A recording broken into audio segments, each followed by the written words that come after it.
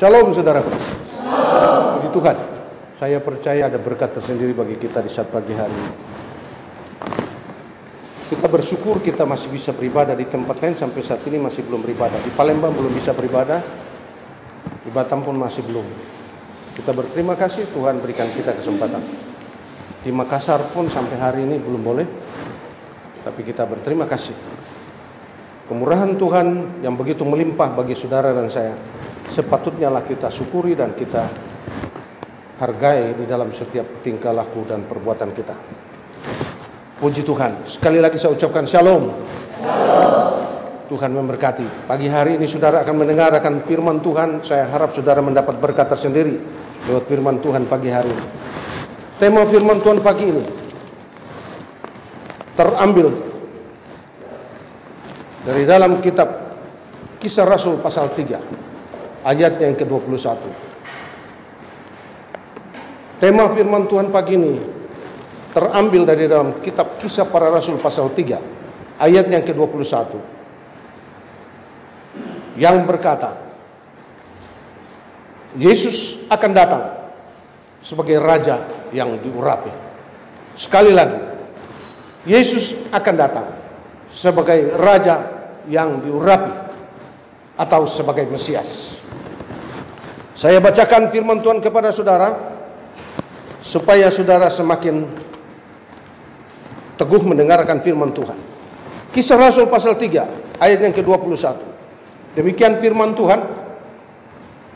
Kristus itu harus tinggal di surga sampai waktu pemulihan segala sesuatu,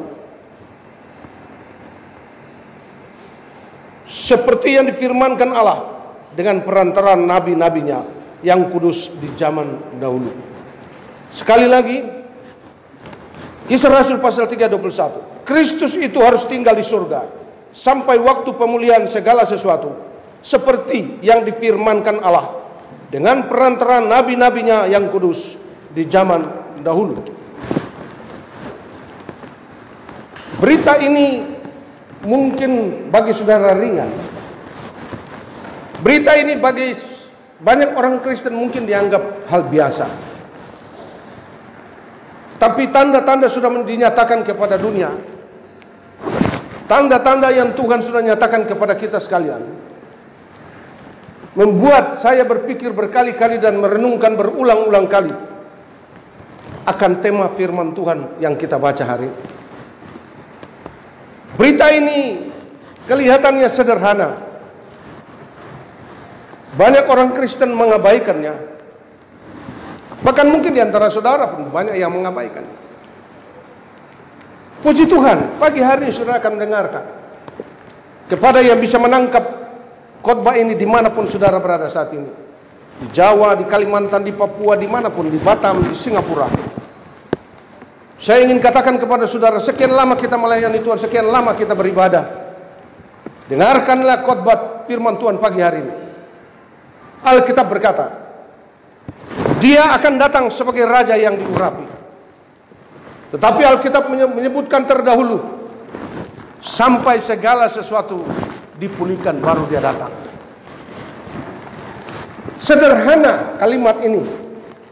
Bagi saudara sederhana, tapi bagi saya satu peringatan terakhir sepertinya. Satu peringatan yang harus diperhatikan dengan serius.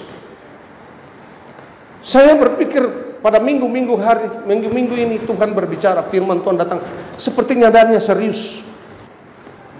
Dan memang Tuhan saya orangnya serius. Kalau Dia bilang Dia ke surga, Dia ke surga. Dia serius. Kalau Dia bilang Dia akan datang dari surga, Dia datang. Dia tidak akan bermain, Dia serius. Sederhana. Begitu sederhanakah sampai banyak kali orang Kristen mengabaikannya berita ini? Tahukah saudara bahwa Yesus akan datang kembali? Semua orang Kristen tahu itu. Semua pendeta mengkhotbahkan ini. Tetapi saudara dengarkan baik-baik, sebentar kita akan melihat. Saya harus mengatakan hal ini supaya saudara tidak bermain-main dengan setiap firman Tuhan. Kecil, besar, muda, tua, bahkan tua bangka sekalipun. Saya ingin mengatakan ini. Jika saudara mengabaikan berita ini, saya tidak tahu usiamu berapa. Jika saudara mengabaikan berita ini, dengar baik-baik. Telinga saudara 2 untuk cukup menyimpan berita ini. Jika saudara mengabaikan berita ini, saya terlalu yakin akan ada satu penyesalan yang begitu dalam nanti ketika dia datang. Mengapa demikian saya berkata, saudaraku? Perlu kita renungkan panjang. Sangat mengharukan nanti suasana kedatangan itu, bukan hal biasa. Ingat, Yesus datang tidak seperti dia datang di Bethlehem. Dia datang tidak seperti dia datang kepada Thomas, kepada murid-murid di atas laut yang tidak. Kali ini dia datang dengan satu kedatangan yang spesial. Banyak orang Kristen, banyak pelayan Tuhan akan menangis, akan menyesal akan kedatangan ini. Kenapa sampai saya berkata demikian? Banyak umat Tuhan, banyak pelayan Tuhan akan ditolak. Dengarkan. Bahkan Rasul Paulus dengan tegas mengatakan, jika aku tidak bersungguh-sungguh dengan perkataannya, sekalipun aku sudah memberitakan firman, sekalipun aku sudah menyampaikan kesaksianku di mana-mana tempat. Bagi saudara yang seringkali bersaksi kemana-mana, baru bertobat setahun, 2 tahun sudah pegang mimbar, ini yang celaka di akhir zaman, saudaraku. Pendeta baru bertobat, baru kenal Yesus, baru 1 tahun, sudah diberikan pelayanan mimbar, sudah diberikan KKR. Betapa bahaya pelayanan seperti ini. Saya berkata minggu lalu, tidak semudah itu, harus lewati proses. Setiap pohon ada buahnya, dan ada pohon yang baik akan menghasilkan buah yang baik. Tidak mungkin pohon yang tidak baik menghasilkan buah yang baik. Bahkan tidak mungkin pohon yang baik menghasilkan buah yang tidak baik. Tidak mungkin. Banyak hamba Tuhan akan ditolak. Paulus berkata, jangan sampai aku yang memberitakan Injil, aku sendirilah yang ditolak. Coba saudara katakan itu kepada saudara punya diri sendiri. Jangan sampai saya yang duduk dengar firman, saya mendengar khotbah ini di pagi minggu ini, saya yang bertepuk tangan, saya mengeluh-elukan dia, saya juga yang akan ditolak nanti. Ingat, kedatangannya bukan seperti biasa. Alkitab mengatakan dia datang sebagai Mesias, Raja yang diurapi. Segala otoritas di surga sudah diserahkan ke dalam tangannya. Segala kuasa dan keputusan ada di atas bibir mulutnya. Saudara bisa renungkan, ada satu keharuan yang tidak bisa dihapus ketika Yesus datang. Banyak kali orang Kristen tidak pikir ini. Dia pikir kalau saya datang ke gereja, puji-pujian, menyanyi, saya kasih kolektor, saya bayar per puluhan, saya pulang, saya masuk surga, nanti Yesus datang, saya diterima. No. Semua ada batas-batas dan ketentuannya. Ke surga bukan seperti kita ke Padang Panjang, ke surga bukan seperti kita naik pesawat ke Jakarta atau ke Banjarmasin atau ke Surabaya. Tidak. Ke surga merupakan satu ketentuan dan keputusan. Sekarang saudara naik pesawat juga kemanapun dalam keadaan COVID-19, harus ada surat, segala macam surat. Ketentuan ada 4 atau ada 6 macam surat yang dibutuhkan, baru saudara boleh naik ke pesawat. Itu baru naik pesawat di masa COVID. Nanti masa Yesus datang mau ke surga, ketentuannya lebih daripada itu, saudara. Nah, kita harus renungkan panjang. Banyak pemberitaan dari mimbar-mimbar gereja yang hari-hari ini terlalu banyak mengumandangkan berkat dan kemurahan Tuhan. Banyak pemberitaan dari mimbar-mimbar hamba Tuhan yang mengobral kuasa Allah, mengobral mujizat Allah. Seolah-olah Tuhan itu dia terbatas dalam banyak hal yang dia mau nyatakan itu. Tanpa saudara minta, dia sediakan bagi orang yang percaya.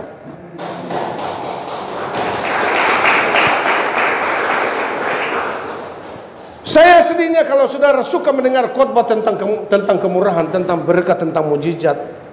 Saya sedih, saudara. Coba renungkan ketika Yesus datang. berapa di antara kita yang akan nanti ditolak? Pertanyaan saya adalah, Alkitab berkata tadi, dia akan datang kalau segala sesuatu sudah dipulihkan. Coba tanyakan pada diriku, apakah hidupku sudah dipulihkan?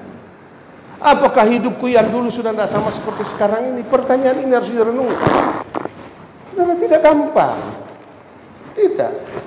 Bapak mamamu, kakek nenekmu, pendeta tidak mampu memberikan dukungan untuk memutuskan, sebab keputusan ada di bibir mulut Tuhan saat itu.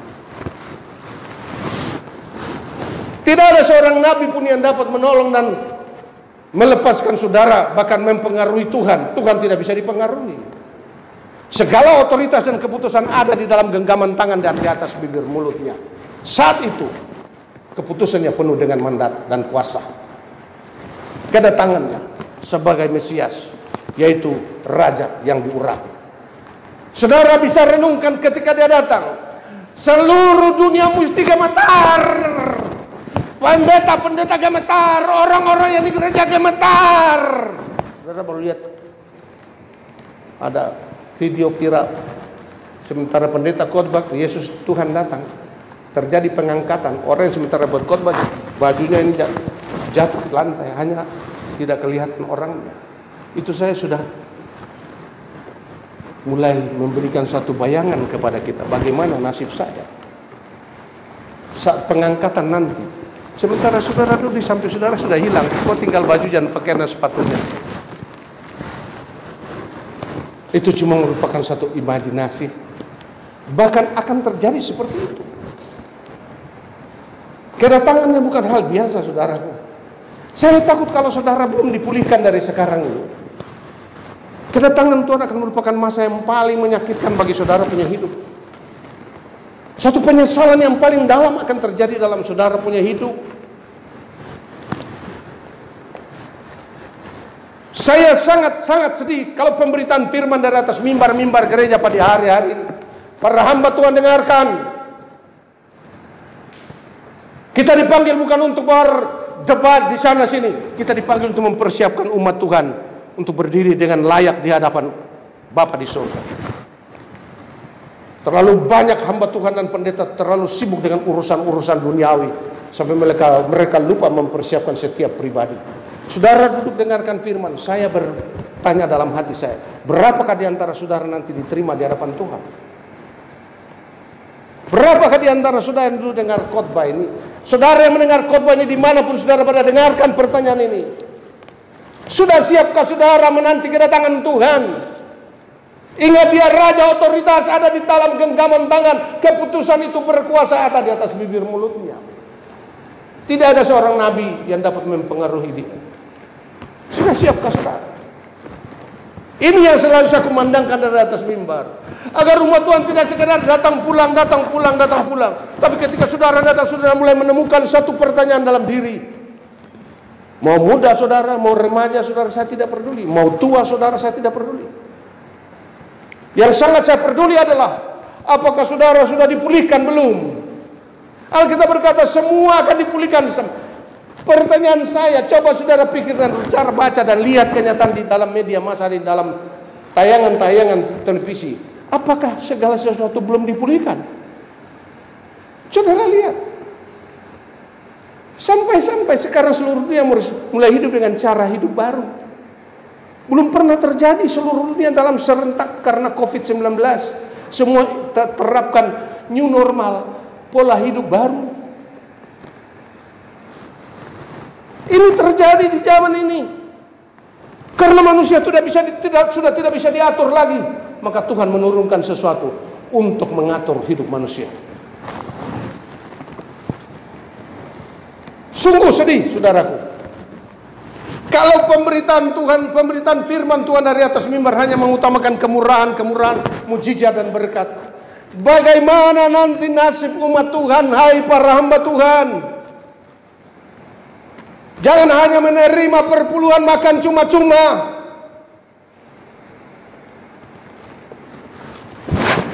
Pakai uang Tuhan. Perhatikan nasib daripada tiap jiwa dalam gereja. Anda tidak dipanggil untuk menikmati kekayaan gereja, tidak. Anda dipanggil untuk mempertanggungjawabkan dan mempertaruhkan keselamatan setiap jiwa. Ini yang selalu saya renungkan siang malam. Untuk apa saudara datang dulu dengar firman kalau nanti saudara ditolak? Dengarkan Yesus punya perkataan, bukan? Di dalam kitab Matius pasal 7. Nanti di hari akhir aku akan berkata kepadamu, sejujurnya aku berkata, aku tidak mengenal kamu. Hanyalah dari hadapanku hai pembuat kejahatan. Saat itu merupakan saat yang sepertinya kita tidak bisa bayangkan. Yesus yang selama ini kita dengar lemah lembut penuh kasih. Dia tidak meninggalkan aku yatim piatu. Dia melindungiku, dia membenahi hidupku, dia memberikan segala kecukupanku. Saat nanti dia akan berkata, aku tidak mengenal engkau. Hanyalah dari hadapanku. Bertolak belakang dengan kenyataan yang kita terima selama ini, bukan? Bersiaplah. Bersiaplah saudaraku. Yesus akan secara jujur berkata seperti itu. Kalau saudara belum siap, belum dipulihkan dari sekarang, saya jadi sedih. Saya capek mempersiapkan firman Tuhan. Saya menyampaikan setiap kerinduan hati Tuhan kepada saudara. Tapi sepertinya masuk kiri ke luar kanan, saudara tidak mempedulikan itu. Berita ini pun sepertinya diabaikan. Jika saudara mengabaikan berita ini, satu penyesalan yang akan paling dalam nanti akan saudara alami. Dengarkan siapapun saudara yang duduk dengar, siapapun saudara yang dengar khotbah ini, dimanapun saudara berada, di Sulawesi ke, di Kalimantan ke, dimanapun, and everywhere you are, di mana saja engkau berada, dengarkan baik-baik. Saya akan menangis kalau kelak nanti jeritan yang datang sudah terlambat. Dapatkah kita bayangkan nanti saudaraku, suasana dan situasi saat kedatangan Yesus sebagai Raja, sebagai Mesias, Dia yang diurapi. Segala kuasa di langit dan di bumi sudah diserahkan di dalam tangannya. Segala keputusan dan pertimbangan sudah ada di atas bibir mulutnya. Dia tidak lagi berbicara seperti yang kita dengar dalam khotbah-khotbah sebelumnya. Marilah hai kamu sekalian yang letih lesu dan berbeban berat, aku akan memberikan kelegaan lagi. Tidak lagi pada saat itu, tidak ada kata-kata itu. Saya harus khotbahkan ini supaya saudara jangan terlalu terlena dengan khotbah-khotbah yang menyenangkan saudara punya kepala, hati saudara, pikiran saudara. Kitab Roma pasal 11 ayat 22 berkata, perhatikanlah kemurahan Allah dan juga kekerasannya. Terlalu banyak disampaikan di atas mimbar khotbah tentang kemurahan. Jarang, bahkan hampir-hampir sudah hilang dari mimbar khotbah tentang kekerasannya Allah. Umat Tuhan taunya Tuhan adalah Tuhan yang penuh dengan kasih dan lembut. Saya perkenalkan Dia pagi hari ini kepada saudara-saudara, pribadi yang membenahi hidupku dari hari ke hari. Dia juga merindu agar Dia membenahi hidup saudara dari hari ke hari, agar kelak ketika Dia datang kita berdiri di hadapan Dia, kita tidak ditolak. Kita punya hak untuk hidup bersama Dia di dalam kerajaan Bapa di surga. Tapi jangan sampai hak itu ditolak dan dicabut. Saat itu nanti, Alkitab berkata ada saat yang sangat mengharukan. Dalam Matius pasal 28 ayat 18 ditulis, segala kuasa di atas langit dan di bawah bumi, dalam surga dan di bumi, sudah diserahkan ke dalam tangannya Yesus saat itu. Dia datang saat itu dalam kemuliaan yang sempurna, dalam kuasa dan otoritas Bapa di surga yang sempurna. Sekali lagi saya katakan, saat itu nanti saudara akan lihat seluruh dunia akan gemetar. Sekarang ini saja saya katakan, saudara lihat, saudara baca, saudara dengar di televisi siaran-siaran. Virus corona yang begitu kecil, tidak dapat dilihat mata, membuat seluruh orang pintar, orang kaya, Haleluya. Orang kaya sedunia Bill Gates sudah menghabiskan uangnya sekian ratus triliun untuk ini. Orang kaya sudah mulai menangis. Alkitab berkata dia harus tinggal di sorga dulu. Tapi saya berkata, saya lebih suka membaca kitab Wahyu. Sebab kitab Wahyu berkata, datanglah segera Tuhan, datanglah. Ya, harusnya begitu.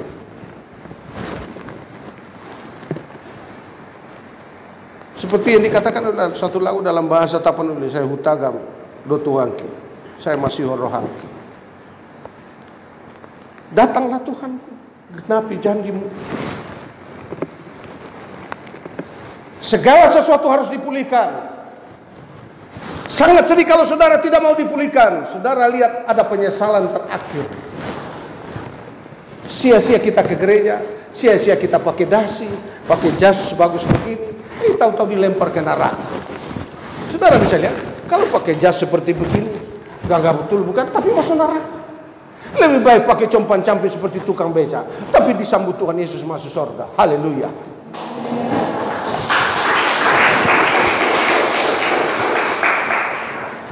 Kita sudah berdandan di depan kaca sampai 2 jam. Pakai segala macam perhiasan di muka, di telinga, segala macam dipakai. Digantung di telinga, di hidung, di mana lagi akan digantung. Tapi sudah, dengan segala macam perhiasan yang kita pakai, ternyata Tuhan berkata, selama ini engkau tidak pernah memuaskan hidupku. Oleh sebab itu saudara yang dikasihi oleh Tuhan, dengarkan baik-baik pola hidup yang dikatakan oleh firman Allah. Mungkin saudara mau dengar sekarang pola hidup ini new normal, kehidupan normal yang baru, bukan seperti yang dulu bebas kemana-mana. Sekarang new normal. Dengarkan Alkitab berkata, ada satu kehidupan yang saudara harus dengar. Ini sampai sekarang orang Kristen masih agak seperti kurang biasa mendengar. Alkitab berkata di dalam kitab Korintus 1 Korintus 7 ayat 29, waktu kedatangannya sudah tinggal sedikit, tidak banyak lagi. Waktu itu singkat sekali jika kalau kita hitung dari sekarang. Satu pola hidup ini yang saya ingin katakan kepada saudara. Dikatakan oleh Alkitab, banyak orang Kristen tidak memperhatikannya, bukan mungkin juga mengabaikannya. Yang beristri seolah-olah tidak hidup dengan istri. Yang beristri seolah-olah tidak beristri. Yang menangis seolah-olah tidak menangis. Catat kehidupan Alkitab. Yang bergembira seolah-olah tidak bisa bergembira. Yang membeli seolah-olah tidak bisa membeli apa yang dibeli. Seolah-olah tidak bisa membeli apa yang dimiliki oleh mereka beli. Saudara bisa bayangkan hidup seperti ini. Yang beristri hidup seolah-olah tidak beristri. Yang punya bapak hidup seperti seolah-olah tidak punya bapak. Alkitab berkata, semua memusatkan perhatiannya kepada Tuhan. Semua perhatian kita tertuju hanya kepada Tuhan. Terlebih pada saat pagi ini kita mendengar khotbah, seluruh perhatian akan tertuju karena dia akan datang bukan seperti Yesus yang dulu. Yesus yang datang, marilah kepada kamu sekalian letih dan lesu dan berberat, aku akan memberikan kelegaan. Tidak lagi. Kali ini dia datang hanya dengan keputusan. Coba renungkan saudaraku. Sepertinya singkat kata, orang-orang yang mempergunakan barang-barang duniawi seolah-olah sama sekali tidak pernah memilikinya atau mempergunakannya. Ini kehidupan sebelum Tuhan datang. Saya tidak tahu itu kapan akan terjadi, tapi sekarang kita sudah harus mulai praktekkan. Habis pola hidup baru ini, new normal, mungkin ini akan datang. Mungkin. Karena kita bermain-main dengan ibadah. Kita bermain-main dengan milik Tuhan. Mungkin setelah new normal ini, PSBB sudah berakhir, bukan? Tetapi new normal terus berjalan. Kalau ini terus terakhir, maka mungkin yang akan datang adalah seperti 1 Korintus 7 ayat 29. Yang punya ibu dan bapak seolah-olah tidak punya ibu dan bapak. Yang punya istri seolah-olah tidak punya istri. Yang punya suami seolah-olah tidak punya suami. Yang bergembira seolah-olah tidak bergembira. Yang menyanyi seolah-olah tidak bisa bernyanyi. Yang memiliki seolah-olah tidak dapat memiliki apa yang mereka miliki. Saudara bisa renungkan situasi ini, kehidupan pola ini yang baru ini di Alkitab.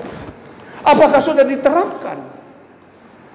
Orang Kristen masih terikat mati dengan kehidupan adat istiadat dan kebiasaan hari-hari.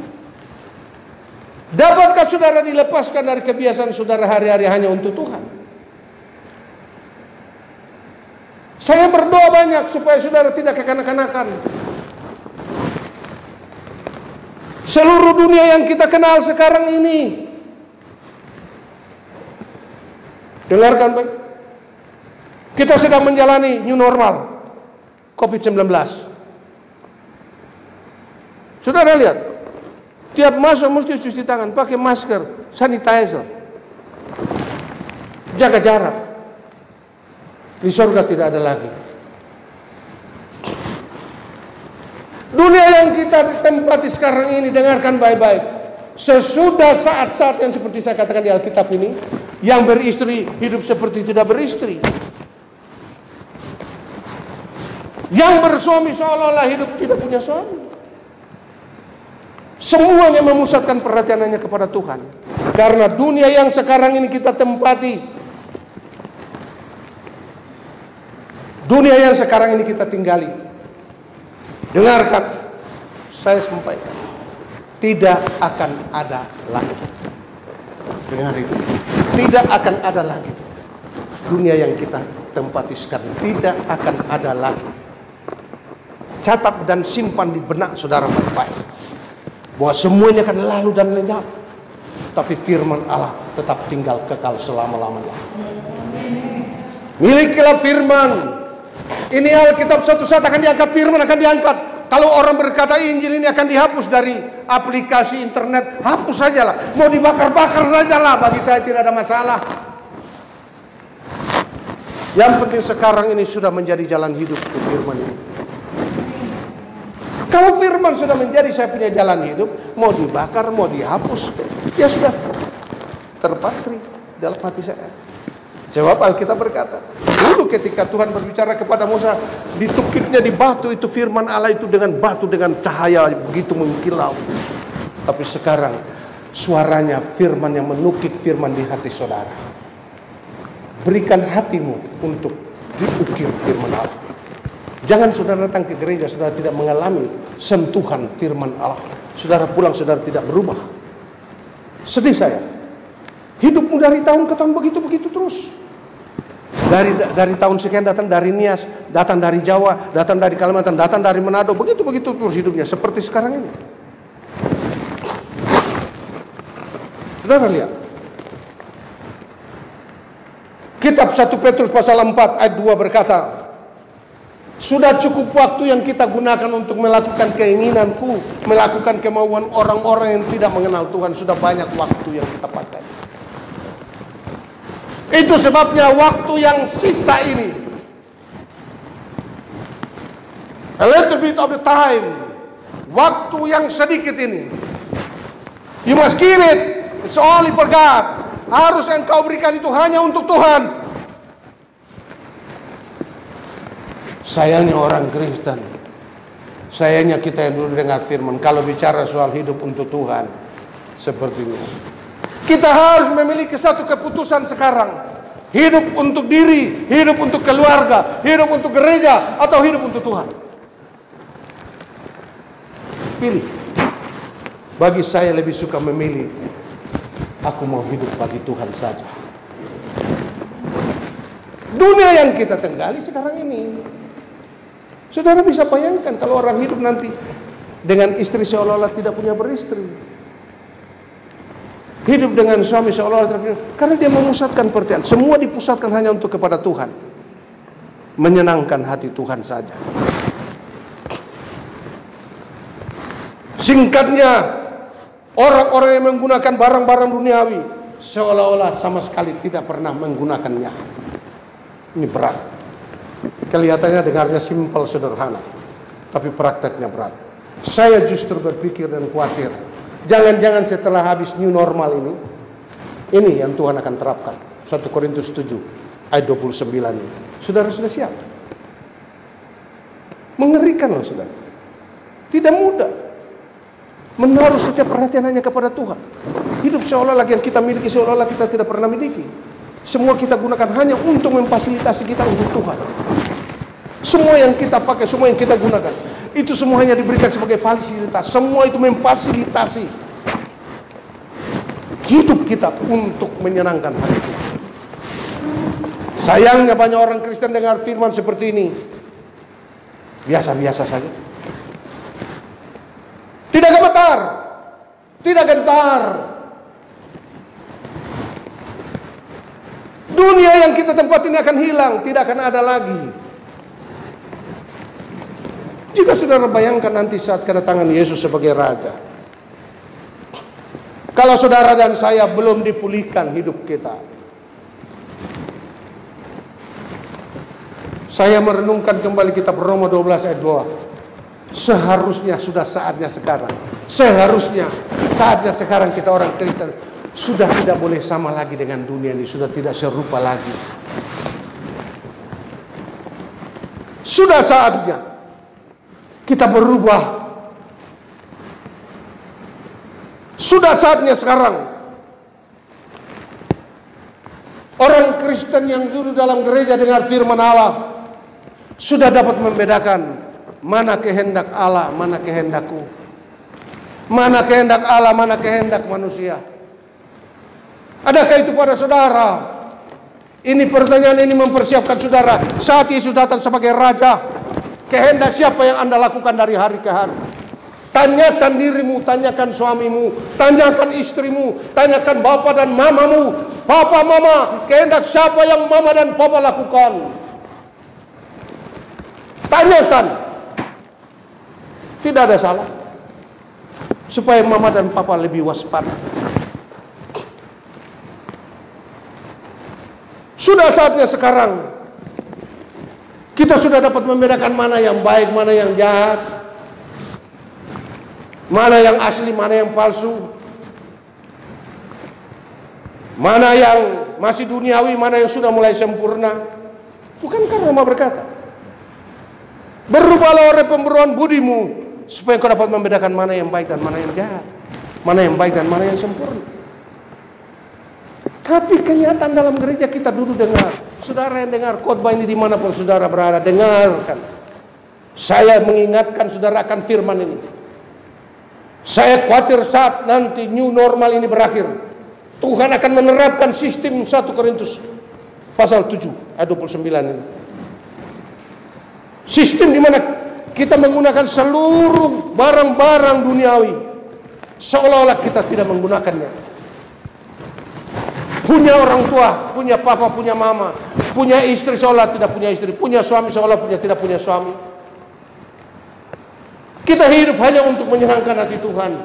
Semua yang kita gunakan harus memfasilitasi hidup kita, langkah kita untuk senantiasa hidup berkenan kepada Tuhan. Sungguh sedih saudaraku, saat kedatangannya nanti, kalau saudara belum sampai dipulihkan, Mesias itu datang. Pertanyaan saya, bagaimana nasib saudara? Bagaimana nasib Anda dan saya ketika dia datang? Ingat, tidak ada yang bisa mempengaruhi dia. Tidak ada. Nabi siapapun, tidak ada. Orang besar manapun di dunia, tidak ada. Virus corona aja tidak ada manusia yang dapat mempengaruhi. Siapa yang bisa atur? Apalagi kalau kuasa Tuhan yang dinyatakan. Bagaimana nasib saudara dan saya? Kalian yang masih muda, renungkan. Bagaimana nasibmu? Kalau cuma sekedar datang ke gereja pulang, tidak mengalami sentuhan firman Allah. Datang ke gereja dengar firman Tuhan terlalu tegas, cari gereja yang pendetanya khotbah agak lembut-lembut. Ini celaka. Saya begitu merenungkan siang malam, Tuhan, bagaimana nasib umat ini. Saya takut nanti saya yang pertama ditolak oleh Tuhan. Itu yang ada dalam benak saya. Betapa mengerikan, saudaraku. Bagaimana nanti nasibku kalau mulai sekarang saya tidak mau hidup menurut apa yang Tuhan kehendaki. Kalau tidak mulai dari sekarang saya tidak mau dipulihkan oleh firman Allah. Betapa celaka nanti ketika saat itu tiba. Celaka. Betapa mengerikan. Kenapa saya katakan demikian? Saya tidak menakut-nakuti saudara. Ini firman Tuhan. Jangan sukanya hanya dengar firman Tuhan tentang kemurahan, tapi kekerasan Tuhan saudara abaikan. Ingat, Tuhan datang di hari terakhir, tidak ada lagi kemurahan. Yang ada hanyalah, dengarkan baik-baik, yang ada hanyalah hukuman dan pembalasan. Garis bawah. Yang ada hanyalah hukuman dan pembalasan. Itu saat kedatangan Yesus sebagai Mesias. Saudaraku yang dikasihi oleh Tuhan, apakah hari ini, hari Minggu pagi ini, ketika saudara mendengar firman yang saya sampaikan ini, Anda yang mendengar dimanapun, Anda dapat menangkap khotbah saya ini. Saya pertanyaan ini saya utarakan kepada semua saudara, bahkan kepada diriku. Jikalau hari ini saudara dengar firman ini, adakah engkau gemetar? Biasa-biasa saja. Yang muda-muda kalau dengar firman biasa saja. Tidakkah saudara gemetar? Tunggu dia datang. Kalau hari ini saudara tidak gentar, saudara tidak takut, saudara tidak gemetar, nanti hari dia datang, saudara akan gemetar dan takut, saudara akan gentar, tapi tidak ada lagi pengampunan. Saudara dengar firman Tuhan berkata, Esau saat akhir di mana dia akan memperbaiki hidupnya, tidak ada lagi kesempatan untuk memperoleh berkat sulung itu. Sekalipun dia memintanya dengan meneteskan air mata dan meraung-raung, tapi tidak bisa lagi. Kesulungan itu sudah dia jual. Jangan saudara jual kesulungan saudara, kebenaran firman sudah jual hanya karena perempuan. Jangan saudara jual saudara punya hak keselamatan hanya karena laki-laki yang tidak bertobat.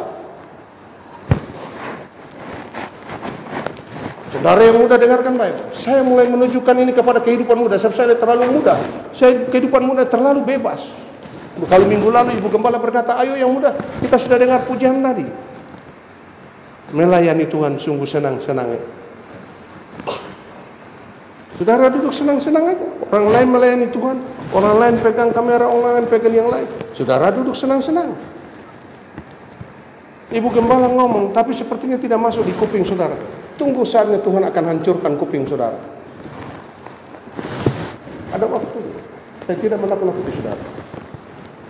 Saatnya nanti akan ada. Sangat mengerikan. Sebab saat itu adalah saat hukuman dan pembalasan. Apa yang saudara tabur akan saudara tuai saat itu. Kalau pagi hari ini saudara dengar firman, yang saya jadi renungkan, mengapa saudara dengar firman setiap minggu pagi, setiap kali ada kesempatan dengar firman, kok saudara tidak gentar, kok tidak gemetar? Seluruh dunia sekarang gara-gara virus corona aja gemetar. Kekhawatiran terbesar kepada anak-anak dan para lansia lanjut usia. Berapa ratus ribu orang jiwa sudah melayang. Oleh sebab itu saudara yang dikasihi Tuhan, kalau kita dengar firman pagi hari ini, saudara tidak gentar dan tidak gemetar, pertanyaan terbesar di hati saya, di pikiran saya, adakah takut akan Tuhan? Saudara mendengar berita ini biasa-biasa saja bukan? Haleluya. Biasa-biasa saja bukan? Mengabaikannya. Saya beritakan hari ini, kalau suatu ketika Tuhan datang, kita tidak tahu kapan. Kalau saudara dengar yang saya sampaikan ini akan dibuktikan, jangan saudara panggil nama saya, panggil nama Yesus. Masihkah ada pertolongan saat itu? Saya tidak tahu. Saatnya sekarang.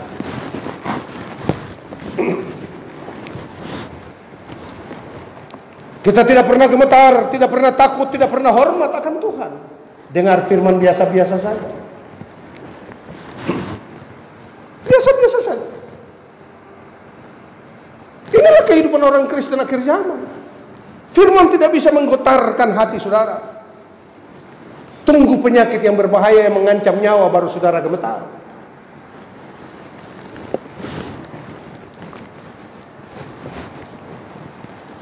Sungguh kita harus renungkan panjang.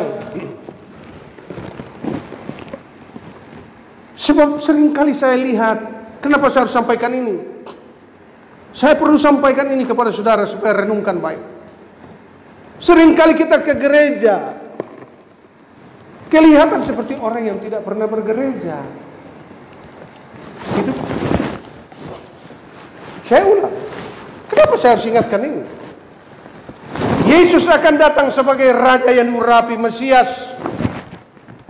Saat itu saat yang sangat mengerikan. Sudah siapkah saudara? Apalagi kalau saudara belum dipulihkan. Mengerikan. Kenapa saya harus sampaikan ini? Sebab seringkali kelihatan gereja ke gereja, dengar firman dari pendeta ke pendeta, pindah dari satu gereja ke gereja yang lain. Tapi hidupnya kelihatan seperti orang yang tidak pernah ke gereja. Orang yang sudah melayani Tuhan, yang sudah ada dalam barisan pelayan-pelayan Tuhan, sudah sama seperti majelis, penatua, diaken dan segala macam, tapi kelihatan seperti orang yang bukan pelayan Tuhan.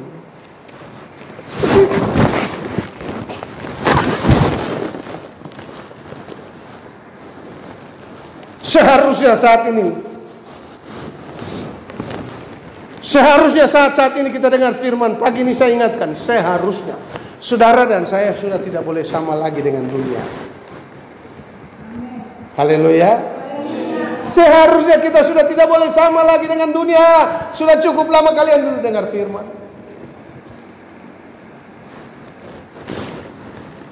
Sudah waktunya sekarang kita hidup berbeda. Suruh pakai masker aja masih banyak yang tidak pakai masker. Dulu saya bilang, ayo anak-anak, kalau pergi keluar di jalan, pakai helm. Tidak pakai helm, tidak apa-apa. Mama papa lihat itu, mama papa biar tidak apa-apa lah. Helm mahal. Kalau beli sepatu 200.000 bisa. Nanti sebentar saya sampai. Apa yang terlihat sekarang ini? Orang yang ke gereja seperti orang tidak pernah ke gereja. Orang yang melayani seperti orang yang tidak pernah berada dalam barisan pelayanan. Bisakah dunia melihat Anda dan saya sekarang ini? Bahwa kita adalah orang-orang yang hidup bersandar kepada firman. Bisakah dunia melihat Anda dan saya hari-hari ini?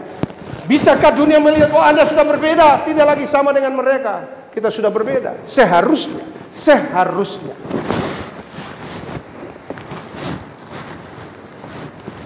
Sudah waktunya kita berbeda, saudara. Kita pernah berkata, jangan engkau sama dan serupa dengan dunia ini.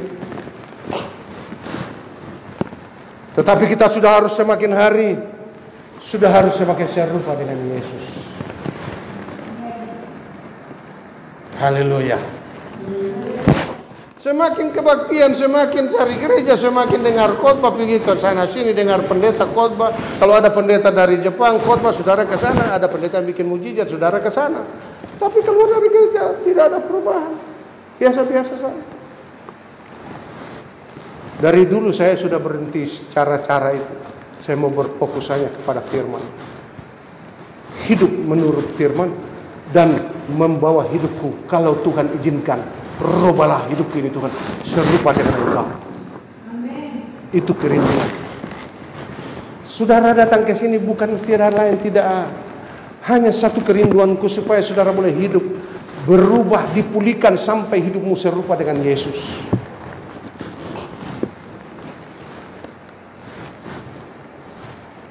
Saudara, dengarkan baik. Sering kita mengabaikan ini. Kita dengar firman, kita tidak gentar. Kita tidak takut. Memang saya sadar sepenuhnya untuk hidup seperti yang Tuhan mau. Untuk siap dipulihkan oleh Tuhan sampai kita boleh berjalan dipimpin oleh Roh Kudus. Itulah nyanyian yang sudah dari sekian puluh tahun. Tiap langkahku dipimpin oleh Tuhan dan tangan kasih-Nya menuntunku sampai aku tiba di rumah Bapa, surga yang kekal. Lagu itu menggema di hati saya, menggelegar di dalam banduk sanubari dan pikiran saya. Kapan aku berjumpa dengan Engkau Yesus? Sudah rindu hati. Dunia ini penuh dengan kamuflase kepura-puraan. Banyak hamba Tuhan yang sudah melayani dengan kepura-puraan.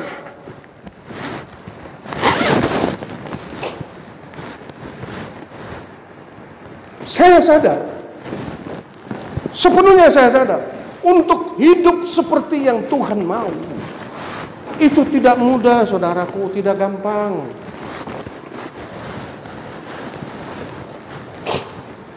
Itu sebabnya kemarin saya ambil keputusan minggu depan, bulan Juli kita sudah harus mulai kebaktian penuh. Ini kalau terus begini saya khawatir saudara tidak punya lagi pengharapan. Tapi istri saya berkata, kita pakai hikmat pelan-pelan. Nanti hari Kamis kita ada doa. Jam 6:30 ibadah doa di tempat ini. Doa untuk apa? Doa untuk persiapan bulan Juli kita masuk. Persiapan supaya Tuhan turut bekerja sama. Saudara mau datang tidak mau datang, 3 orang saya mulai. Silahkan saudara. Kita sudah dengar firman pagi ini. Hari Kamis. Untuk sementara mulai bulan Juli hanya 2 ibadah yang kita wajibkan. Minggu dan pendalaman Alkitab. Itu penting. Untuk sementara yang Kamis kita tunggu. Kalau Tuhan sudah buat situasi semakin lebih baik, semakin kondusif, maka kita akan masuk dalam ibadah yang penuh. Baik pendalaman Alkitab, baik ibadah doa, baik ibadah raya, baik ibadah pemuda. Saya bilang ibadah pemuda sudah harus segera. Istri saya berkata, jangan dulu, nanti banyak orang tua yang belum mau relakan anaknya pergi kalau ibadah malam. Takut corona menyambar di tengah malam. Tidak ada kebaktian tengah malam. Tidak ada. Corona dia tidak pandang tengah malam, mau siang, mau subuh, mau pagi hari, tidak dia. Corona dia lihat kalau saudara tidak takut Tuhan, di situ dia hinggap. Tetapi saya katakan oke, mulai bulan Juli kita mulai ibadah minggu dan pendalaman Alkitab setiap minggu. Kebaktian pemuda, kalau saudara sudah betul-betul menginginkan, sudah rindu, ngomong sama saya. Pada saudara punya sudah rindu ibadah doa, ngomong sama saya. Kalau itu datang dari kerinduan, kalau tidak rindu, untuk apa kita paksakan? Harus ada dari kerinduan jemaat. Om, kalau begini terus kering rohani kita. Kita sudah berapa bulan tidak kebaktian. Saya datang, ada yang ketemu sama saya, Om, kapan kita beribadah? Aduh, sudah mulai kering ini. Saya bilang, siramlah air. Mana bisa kalau tidak ada firman? Haleluya. Oleh sebab itu mari. Saya sadar tidak mudah. Tidak sesimpel-simpel yang saudara katakan. Untuk hidup berkenan dan membuat hidup ini menjadi berjalan seturut kehendak Tuhan. Tidak mudah. Terkadang kita harus menghadapi. Rasul Paulus berkata, kadang-kadang kita harus menghadapi penindasan, kesesakan, aniaya, kelaparan. Terkadang kita harus hadapi kesesakan, penindasan, aniaya, kelaparan. Saya sadar melewati semua ini. Tapi Rasul Paulus bilang apa? Apakah Rasul Paulus bilang, aduh dihentikan dulu lah, jangan sampai ini sudah mulai kelaparan. Saya lihat tadi malam, saya baca di internet, Beberapa negara menghentikan lockdown PSBB karena apa? Peru, ada beberapa negara yang untuk makan saja mereka sudah tidak ada. Negara bisa bilang, untuk makan saja sudah susah. Peru sekarang berapa? Ada 12 negara yang sekarang mengalami lockdown. Untuk makan saja susah. Lalu pemerintah loskan gitu aja, bukan los. Sebab orang harus cari makan. Tapi saudaraku, pemerintah bukan los. Orang bisa makan, tapi penyakit merajalela.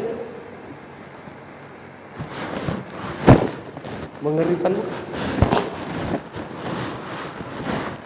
Kita bersyukur Tuhan. Di padang kita masih Tuhan berikan kesempatan banyak.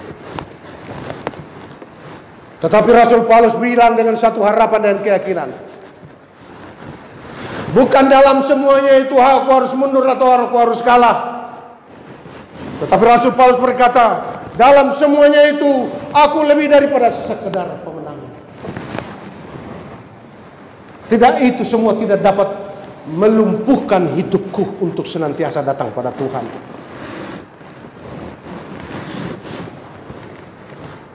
Dalam semua itu,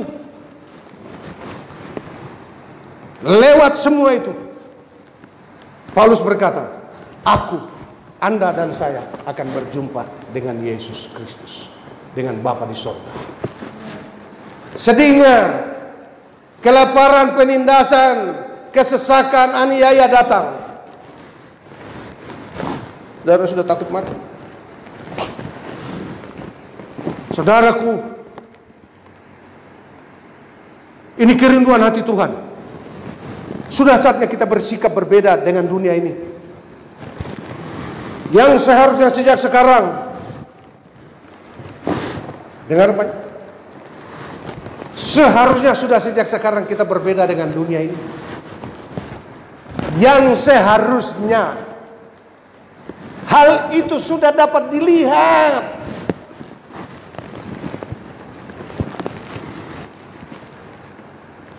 Itu sudah dapat disaksikan oleh anak-anak dan cucu-cucu kita. Mereka dapat melihat papa mamanya sangat takut akan Tuhan dan sangat menghormati Tuhan dalam segala hal.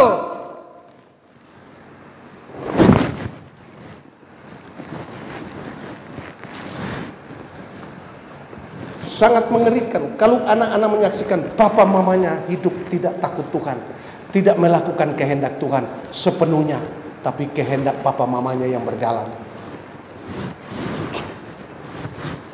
Betapa bahagianya jika anak-anak kita bisa melihat papa mama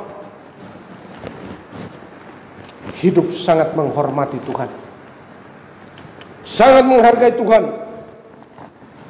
dalam segala hal, dengan sungguh-sungguh hati, menuruti kehendak Tuhan. Dengarkan, dengarkan, saya ulang-ulang, inilah pusaka abadi yang bisa Anda titip buat anak-anakmu dan keturunan selanjutnya. Emas perak tidak ada guna, tapi inilah pusaka abadi yang bisa kita titip kepada anak cucu kita.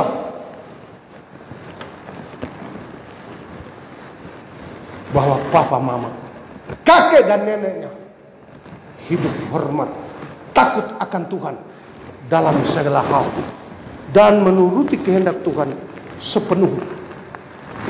Inilah pusaka abadi yang Anda bisa turunkan buat anakmu. Saudara-saudara, sudah hampir 3 bulan tidak bisa sekolah, anak-anak sudah mulai bukan tambah pintar, tambah bodoh. Ada yang berkata, belajar online seberapa kuat online, tetap juga tidak bisa dengan sama seperti tatap muka. Tapi bagaimana? Bisakah anak-anak kita bisa melihat hari-hari? Bisa adik-adikmu bisa melihat dalam diri saudara yang sudah jadi kakak?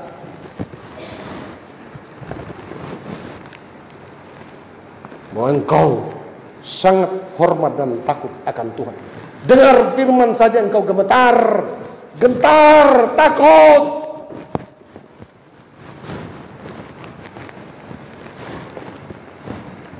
Itulah pusaka abadi yang bisa Anda taruh dan Anda titip buat anak-anakmu. Yang sudah punya anak, pikirkan baik-baik. Bukan harta kekayaan, emas perak. Tak berguna itu. Tapi itulah pusaka abadi. Papa, mama, kakek, neneknya hidup, takut dan hormat akan Tuhan. Ketika dengar firman, dia meratap dan dia menangis. Air mata mengalir karena dengar firman. Gentar.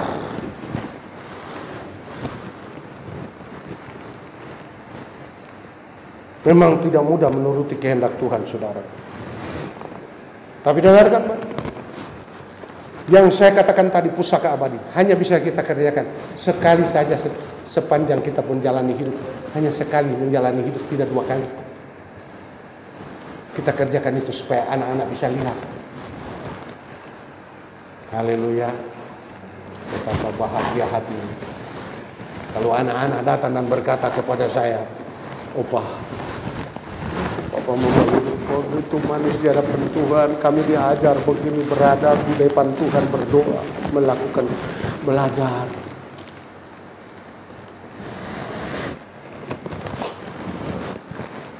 Selalu setiap kali saya telepon saya punya cucu, saya tanya, "Kakak sama adik ke gereja?" "Belum, Opa." "Kenapa?" "Sudah enggak apa-apa, dengar Opa punya khotbah lewat rekaman saja." Setiap kali mereka putar rekaman ini, adik dan kakak, mama dan papa duduk lalu dengar, lalu berdoa. Inilah pusaka abadi yang bisa kita turunkan kepada anak-anak kita.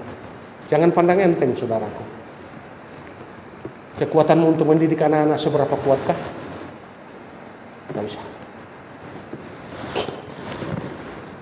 Engkau ingin supaya suamimu lebih sungguh-sungguh kepada Tuhan? Istri yang harus lebih sungguh-sungguh. Di sini ada istri-istri yang beribadah sesuka-suka hati, tapi kalau cari kepen sampai tengah malam.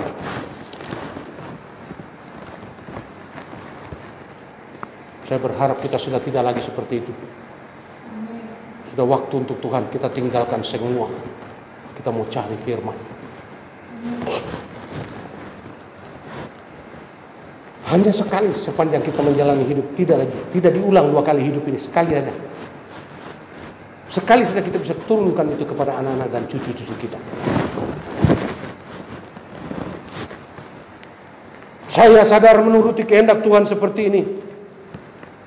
Dengarkan baik. Terkadang jalan kita tidak rata.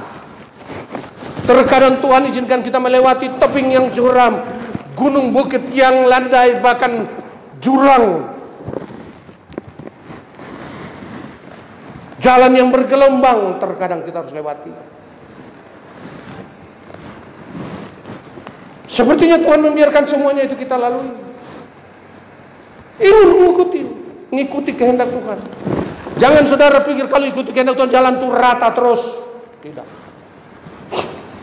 Terkadang Tuhan izinkan kita lewati jalan yang terjal, jurang, tebing, jalan yang bergelombang, tidak rata. Tapi Alkitab berkata, dalam semuanya itu kalau Anda mengenal kehendak Tuhan, dengarkan Pak, dalam semuanya itu, apa itu semuanya? Dalam jalan yang kita tempuh menuruti kehendak Tuhan tadi, sekalipun gelombang, terjal, jurang, tebing, tidak rata, Tuhan izinkan kita lewati. Tetapi dalam semuanya itu, dengar, anak cucumu, keturunanmu akan terpelihara sampai berjumpa dengan Bapa di sorga. Ya, haleluya. Renungkan baik-baik. Mesias itu akan datang.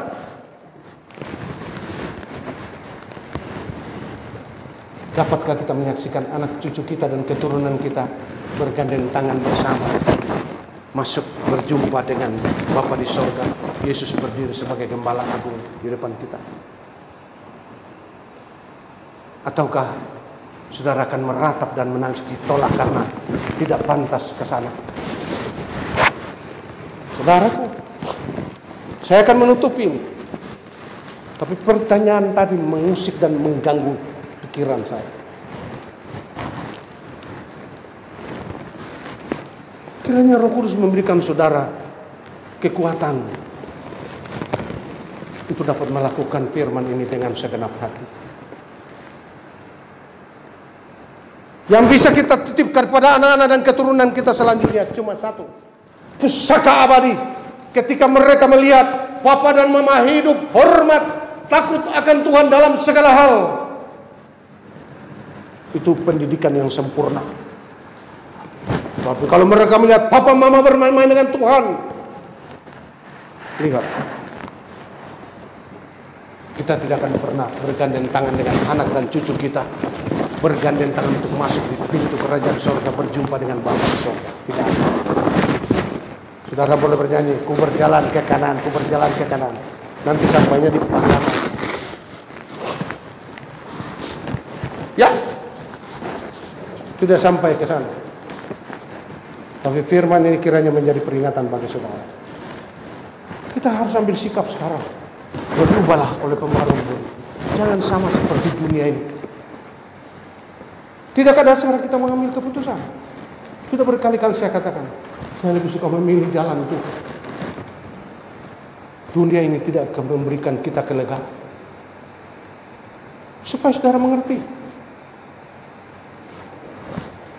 Mari saudaraku.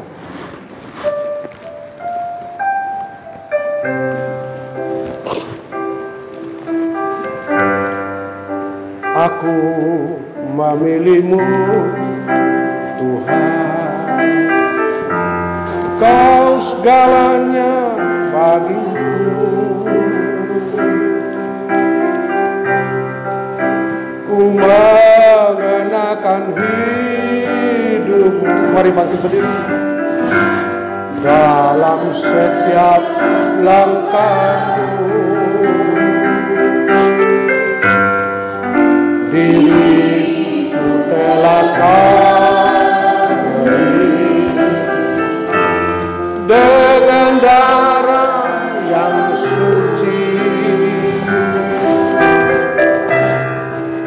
Hidupku yang sekarang ini bukannya aku lah. Saudara,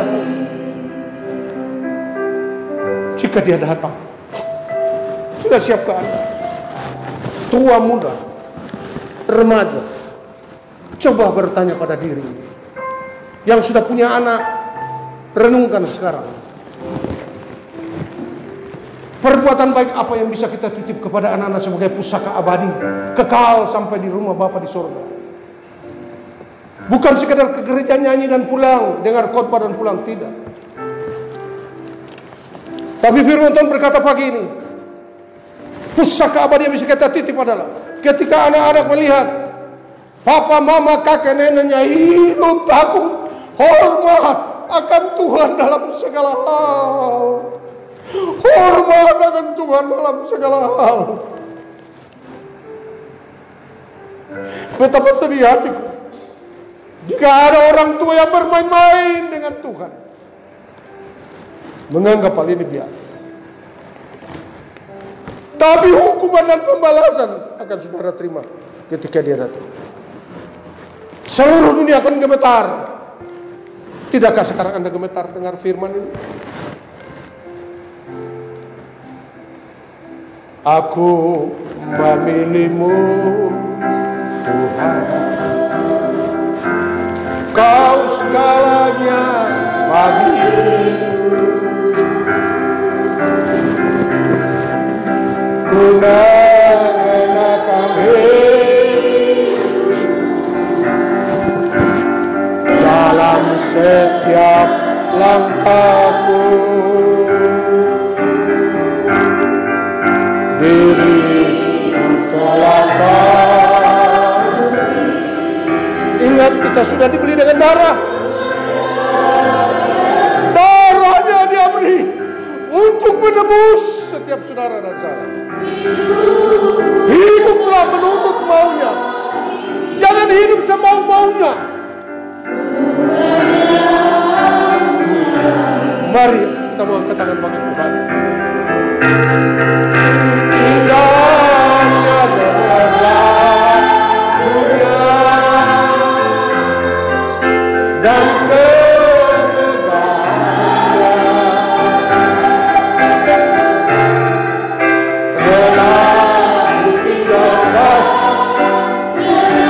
keputusan untuk Tuhan, untuk Tuhan saja. Biar anak-anak dan cucumu melihat kebaikan. Ini mata Tuhan mandang, Tuhan Yesus mandang.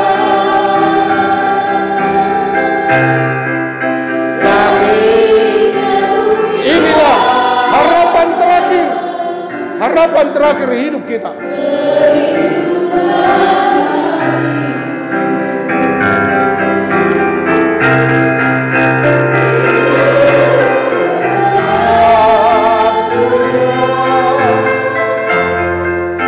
Dan kemudahannya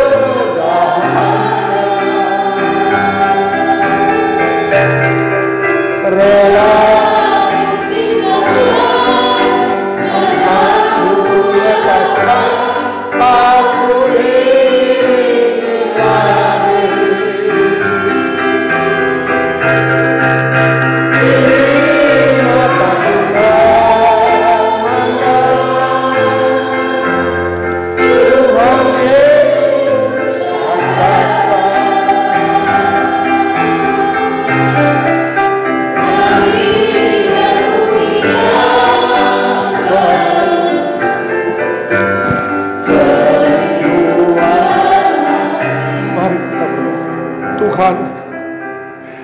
menyadari Tuhan, terlalu banyak kami dengar firman.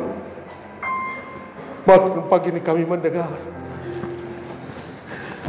Engkau akan datang sebagai Mesias yang diurapi. Saat itu adalah saat yang sangat mengerikan buat orang yang tidak sungguh-sungguh. Selama ini kami bermain-main Tuhan. Kami menganggap berita ini berita biasa. Ketika kami dengar firman, kami tidak gentar, kami tidak menangis, kami tidak gemetar. Tuhan ampuni kebodohan kami. Kami tidak dapat menitipkan titipan yang terbaik bagi anak cucu kami. Bagaimana mereka bisa melihat papa mamanya hidup dengan takut dan hormat dalam segala hal kepada Tuhan. Mereka gemetar ketika mendengar suara Tuhan. Ampuni kami Tuhan. Terlalu banyak hal yang kami abaikan Tuhan. Hidup kami masih belum sama seperti Engkau Yesus. Hidup kami tidak jauh berbeda dengan dunia ya Tuhan. Sudah waktunya kami hidup berbeda. Sudah waktunya kami harus membedakan mana yang baik dan yang jahat. Sudah saatnya kami berubah Tuhan. Tapi sampai hari ini masih biasa-biasa saja. Tuhan ampuni kami. Sungguh kami tidak pernah membayangkan hukuman yang akan tertimpa nanti saat Engkau datang. Tapi Tuhan, meteraikan firman-Mu di hati kami semua. Tanamkan rasa hormat dan takut setiap kali benih firman ini datang kepada kami, agar tidak sia-sia setiap pergumulan kami. Tuhan, kami datang dengan segala keterbatasan kami. Ampuni Tuhan, meteraikan kata dan kalimat firman. Roh Kudus, hamba-Mu sudah selesai berbicara, tapi Engkau akan terus berbicara di hati setiap telinga yang mendengar, bahkan yang mendengar khotbah ini. Tuhan, Engkau sanggup memelihara dan menjaga hidup kami. Kiranya Tuhan memberkati firman ini di hati setiap kita. Terpujilah Tuhan kami Yesus Kristus. Haleluya, haleluya. Amin. Puji Tuhan, berikan kemuliaan bagi Tuhan saudara. Tuhan memberkati saudara.